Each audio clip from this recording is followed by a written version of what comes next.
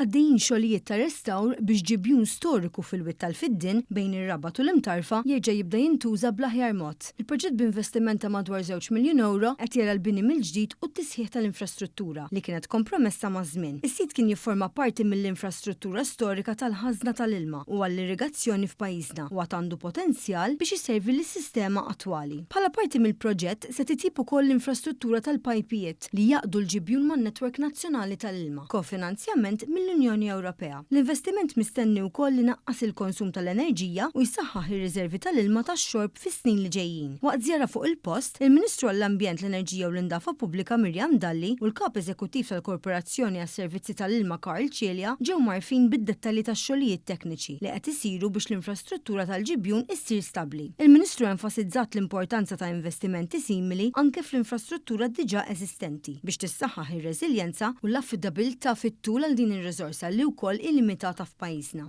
Dan ir-reservwar wassal l-ilma lill-parti sostanzjali tal-pajjiż. U kif għamilna f'diversi nħawi oħra qed isiru wkoll xogħol infrastrutturali hawnhekk ħalli dan ir-reservwar li ilu mis-snin 50 jerġa' jibda jintuża u jerġa' jibda ikun parti importanti mill-infrastruttura kollha fejn tidħol l-ilma f'pajjiżna. Il-Kap Eżekuttiv tal-Korporazzjoni għas-Servizzi tal-Ilma spjega li l-problemi strutturali ġew identifikati kmieni u qed jiġu indirizzati b'mod effettiv.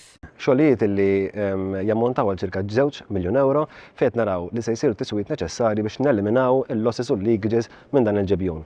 Ovvjament ġibjun importanti ħafna li jessa iktar minn 100 miljun litru ta' ilma u li jforma parti mill-critical nodes tal-Korporazzjoni għas-Servizzi tal-Ilma.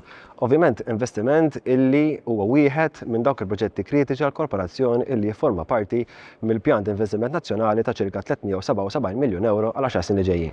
L-interventi se jerġgħu jsaħħu l-kapaċità tal-ġibjun li jista' jforni żoni u lokalitajiet bħall-Imġar, iż-Żebbieħ u ħall-Qormi u jservi bħala buffer strateġiku tal-ħażna tal-ilma għaċ-ċentru f'Taqali.